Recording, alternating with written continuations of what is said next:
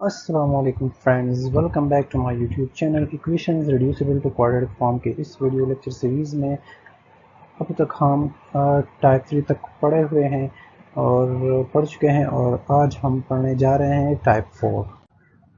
तो चलिए स्टार्ट करते हैं।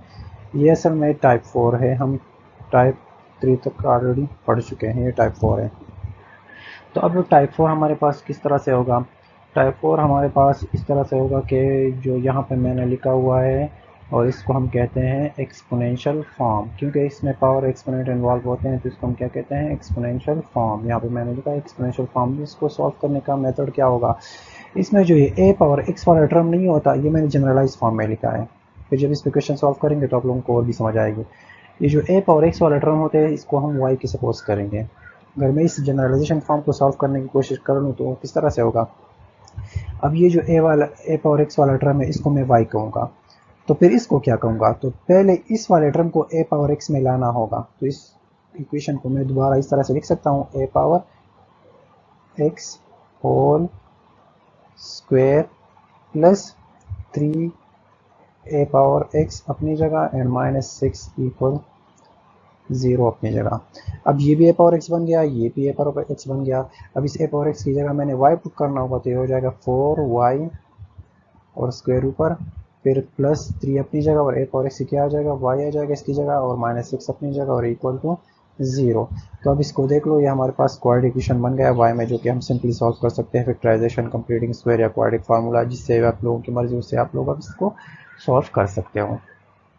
तो इसका ये बेसिक कंसेप्ट था। अगर आप लोगों ने ये सीख लिया तो बस अब इसके जिस तरह के क्वेश्चन भी इस पे आ जाए आप लोग सॉल्व कर सकोगे। एक और इम्पॉर्टेंट बात, इसमें एक प्रॉपर्टी यूज होगी एक्सपोनेंशियल फंक्शन, जिसको हम क्या कहते हैं, 1 to 1 प्रॉपर्टी। और इस प्रॉपर्टी का मतलब क्या है, अगर इक्वलिटी के दोनों तरफ बेस सेम हो तो इसके पावर सेम होंगे, तो हम उनके पावर सेम लेंगे। तो ये क्वेश्चन जब हम इसके आंसर निकालने की कोशिश करेंगे तो ये वाली प्रॉपर्टी ज़रूर यूज़ होगी, तो आप लोगों ने ये भी ध्यान में रखना होगा। खैर, जब क्वेश्चन सॉल्व करेंगे तो इसकी भी आप लोगों को समझ आ जाएगी। थोड़ा सा ओवरव्यू मैं यहाँ पे दे देता हूँ। चलो, अगर मेरे पास इस तरह का इक्वेशन सोल्यूशन में इस तरह का एक स्टेप आ जाए, 3 power x is equal to 0, तो अब इस यहाँ से मैंने x की वैल्यू किस तरह से निकालनी होगी, तो ये 3 पावर एक्स मैं अपनी जगह लिख सकता हूँ। और ये जो चलो 0 नहीं लेते, इसको लेते हैं 1। इसको क्या लेते हैं, 1। तो अब ये 1 की जगह मैं लिख सकता हूँ 3 पावर 0। तो इसका क्या मतलब हो गया कि जिसका पावर भी 0 हो, जिस बेस का भी पावर 0, तो वो 1 की इक्वल होता है, तो इसलिए मैंने 3 पावर 0 लिख लिया 1 की जगह। और 3 इसलिए लिख लिया क्योंकि मैंने बेसेस सेम रखने होंगे।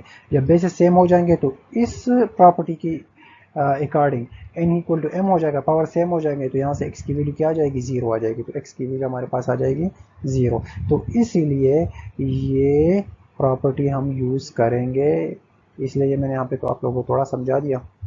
आगे जब क्वेश्चन आएगा तो और भी आप डिटेल में समझ जाओगे। और अब इस आगे आगे स्लाइड में हम क्वेश्चन सॉल्व करना है एक्सरसाइज 1.2 के क्वेश्चन फर्स्ट के पार्ट नंबर 10, 11 और 12। तो मेरे साथ जुड़े रहेगा आखिरी तक, ताकि आप लोग ये क्वेश्चन सीख सको। तो क्वेश्चन नंबर 10 है हमारे पास, 3 power 2x minus 10 dot 3 power x plus 9 equal to 0। यहाँ पर डॉट का मतलब है मल्टीप्लिकेशन, सही है। अब वही मेथड है कि 3 पावर x को मैंने y कहना होगा, लेकिन 3 पावर x को तो मैं y कह दूंगा, लेकिन 3 पावर 2x को फिर क्या कहूँगा, तो इसको भी 3 पावर x के टर्म में लाना होगा।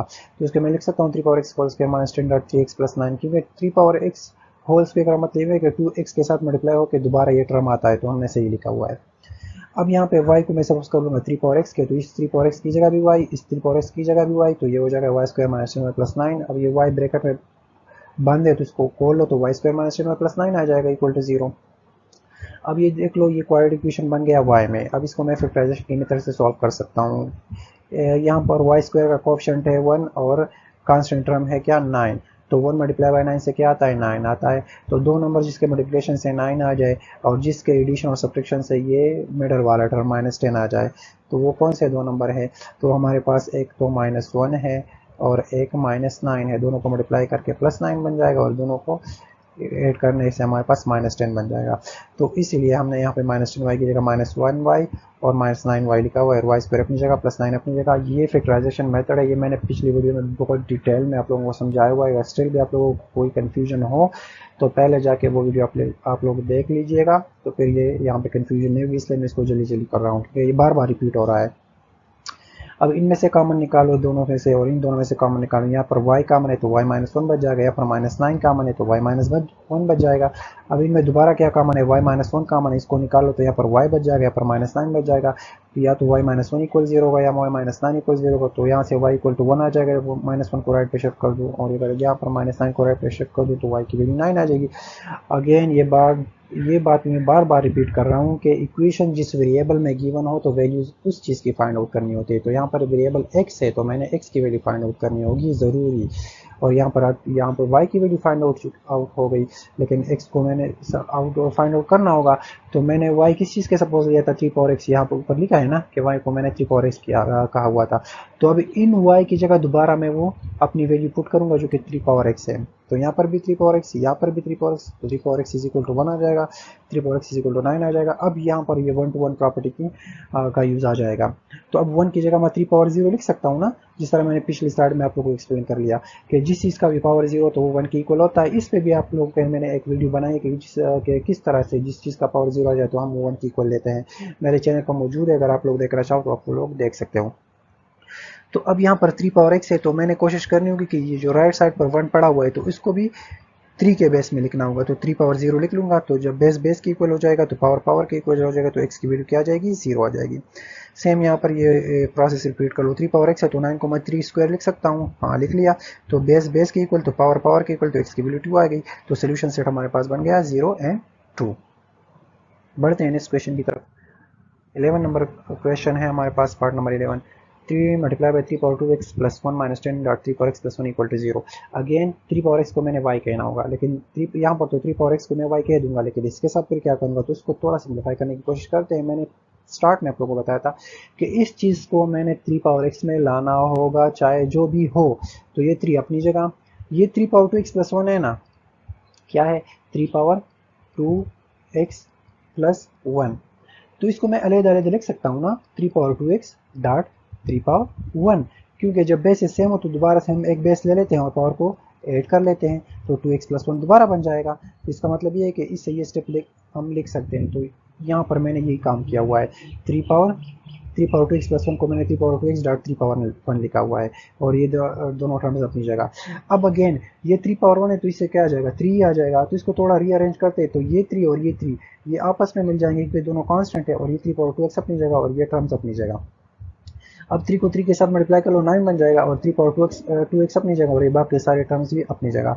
अब अगर थोड़ा देख लो तो ये थोड़ा सा सिंप्लीफाई हो गया। अब अगर 3^x को मैं y कह दूँ तो फिर भी मसला ये कि 3^2x को क्या कहूँगा, तो अगेन उसको थोड़ा और सिंप्लीफाई करने की कोशिश करें, जिस तरह के पिछली स्लाइड में हमने किया, क्योंकि ये क्वेश्चन अब पिछली स्लाइड की तरह का बिल्कुल बन चुका है। तो 3^2x की जगह मैं 3x² लिख सकता हूँ। इसको भी थोड़ा समझने की कोशिश कर लेते हैं कि हम किस तरह से लिखते हैं। 3^2x, इसको मैं इस तरह क्यों लिख सकता हूँ, 3x², ये इस तरह से, क्योंकि जब पावर के ऊपर पावर आ जाए तो ये दोनों आपस में मल्टीप्लाई होते हैं, तो ये मल्टीप्लाई होकर दोबारा ये चीज़ बन जाएगी। तो इसका मतलब है कि हम इस तरह से लिख सकते हैं। अब अगर कोई कह दे कि मैं 3^2x भी तो लिख सकता हूँ, हाँ बिल्कुल लिख सकते हो, लेकिन मैंने 3^x को y कहना होगा, तो फिर 3² को मैं क्या कहूँगा, तो ये तो मसला बन जाएगा। तो इसलिए हम क्या लिखते हैं, 3^x लिखते हैं और 2 को बाहर रखते हैं, ताकि ये दोनों टर्म्स नहीं है, ये वाला टर्म और ये वाला टर्म एक जैसे आ जाए। तो इसलिए हम 3^x² लिख लिया, और 3^x अपनी जगह और +1 अपनी जगह।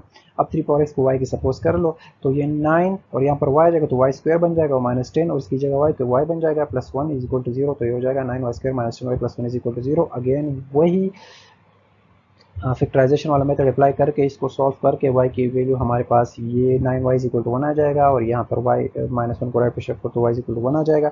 अब मैंने y की वैल्यू फाइंड आउट करनी, तो 9 को 9 यहाँ पे भी डिवाइड कर लो, यहाँ पे भी डिवाइड कर लो। तो अगर यहाँ पर 9 डिवाइड कर लो और यहाँ पर 9 डिवाइड कर लो तो यहाँ तो कैंसिल हो जाएगा, और यहाँ पर 1 ओवर 9 आंसर आ जाएगा। तो इसलिए यहाँ पे वैल्यू y की 1 ओवर 9 आ गई, और यहाँ पर तो y की वैल्यू 1 हो गई। लेकिन अगेन मैंने x की वैल्यू फाइंड आउट करनी है, और y को मैंने क्या सपोज किया था, 3 पावर x के, तो इसकी वैल्यू दोबारा पुट कर लो, तो यहाँ पर भी पुट कर लो, यहाँ पर भी पुट कर लो, तो 3 power x is equal to 1/9 बन जाएगा, 3 power x is equal to 1 बन जाएगा। अब अगेन ये 1/9 है, तो 1/9 की जगह मैं 3 स्क्वायर लिख सकता हूँ, जी बिल्कुल लिख सकता हूँ। अब अगर इस 3 स्क्वायर को मैं ऊपर शिफ्ट कर दूँ, तो जब ये ऊपर आएगा तो इसका पावर क्या होगा, नेगेटिव होगा। ये बेसिक चीज़ें आप लोगों को आनी चाहिए, सही है। तो जब ये मैंने ऊपर शिफ्ट कर लिया तो 3 पावर -2 बन गया, और 1 के साथ अगर 3 पावर -2 मल्टीप्लाई हो जाए तो दोबारा 3 - 2 ही आता है, तो इसलिए मैंने जस्ट 3 पावर -2 लिख लिया और 1 को निकाल दिया। अब बेस बेस के इक्वल है तो पावर पावर के इक्वल हो जाएगा, तो इसकी वैल्यू -2 आ जाएगी। इस तरह से ये वाला, तो 3 power x is equal to 1 आ गया, तो 1 की जगह 3 पावर 0 लिख सकता हूँ, तो बेस बेस के इक्वल तो पावर पावर के इक्वल इसकी वैल्यू क्या आ जाएगी, 0 आ जाएगी। तो सोल्यूशन सेट हमारे पास आ गया 0 एंड -2।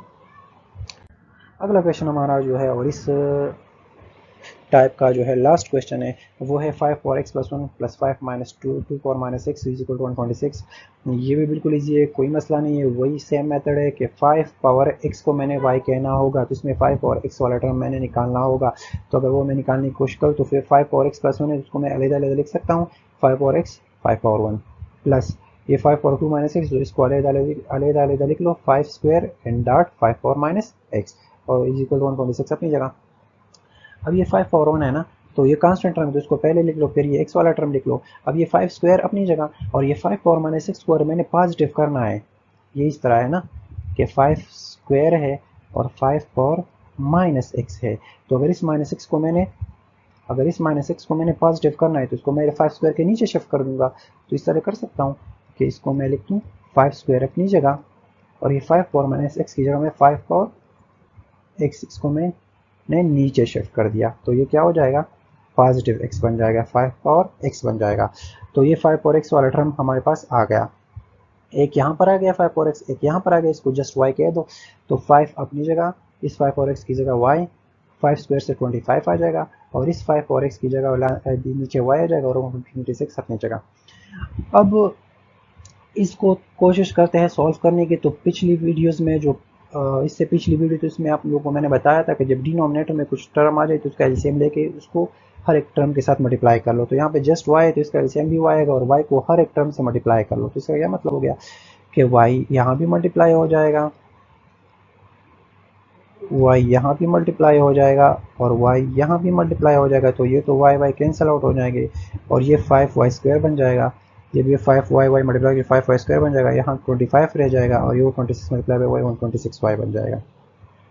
अब इसको थोड़ा रीअरेंजमेंट कर लेते हैं, इसको लेफ्ट पे शिफ्ट करके y स्क्वायर पहले लिख लो, फिर y वाला टर्म लिख लो, फिर कांस्टेंट टर्म लिख लो। तो ये हमारे पास क्वाड्रेटिक इक्वेशन बन गई। अब इसकी फैक्टराइजेशन करनी है, तो ये 5 मल्टीप्लाई होगा 25 के जगह से के साथ, तो इससे आ जाएगा 125। तो दो नंबर जिसके मल्टीप्लिकेशन से 125 आ जाए, जिसके एडिशन और सब्ट्रैक्शन से -126 आ जाए, तो वो दो नंबर जस्ट सिर्फ और सिर्फ -1 है और -125 है। इन दोनों की मल्टीप्लिकेशन से क्या आता है, 125 आता है, और इन दोनों की एडिशन से क्या आता है, वो है -126 आता है। तो इसलिए यहाँ पे -1 y -125 लिखा हुआ है। अब इसकी फैक्टराइजेशन कर लो, कॉमन वगैरह निकाल लो, तो यहाँ पर हमारे पास आ जाएगा 5y - equal to 0, y - 25 is equal to 0। इसको राइट पे शिफ्ट करके 5 से डिवाइड कर लो तो y इक्वल टू 5 आ जाएगा, और इसको राइट पे शिफ्ट करो तो y इक्वल 25 आ जाएगा। बट अगेन मैंने x की वैल्यू फाइंड आउट करनी होगी, y को मैंने 5 और x के इक्वल लिया था, तो यहाँ पर भी 5 और x पुट कर लो y की जगह, यहाँ पर भी पुट कर लो, तो यहाँ पर 5 और x इज इक्वल टू 1 और 5 बन जाएगा इस वाले टर्म की जगह। अब 5 को अगेन ऊपर शिफ्ट कर लो, तो ये नीचे 5 पावर 1 है ना, तो जब ऊपर जाएगा तो 5 पावर -1 बन जाएगा, क्योंकि जिस चीज़ का पावर ना हो तो इसका पावर ऑलरेडी 1 होता है। तो जब ऊपर शिफ्ट हो जाएगा तो -1 बन जाएगा, तो 5 पावर -1 हो जाएगा। तो बेस बेस के इक्वल तो पावर पावर के इक्वल तो x इक्वल टू -1 बन जाएगा। अब अगेन यहाँ पर 5 और x इक्वल 25 है, तो 25 की जगह मैं 5 स्क्वायर लिख सकता हूँ, तो बेस बेस के इक्वल तो पावर पावर के इक्वल तो x इक्वल टू 2 बन जाएगा। तो सोल्यूशन सेट हमारे पास आ जाएगा -1 एंड 2। तो ये थे इस टाइप के क्वेश्चन, मेरे ख्याल में बहुत ही ईजी क्वेश्चन थे, इसमें कोई मुश्किल आप लोगों को नहीं होनी चाहिए। अगर स्टिल आप लोगों को कोई कन्फ्यूजन हो तो आप लोग मुझसे पूछ सकते हैं, इसमें जितना भी डिटेल था वो आप लोगों को मैंने समझा दिया। स्टिल अगर आप लोगों का कोई क्वेश्चन हो तो आप लोग पूछ सकते हैं। And thank you for watching. अल्लाह हाफिज़, मिलते हैं नेक्स्ट वीडियो में।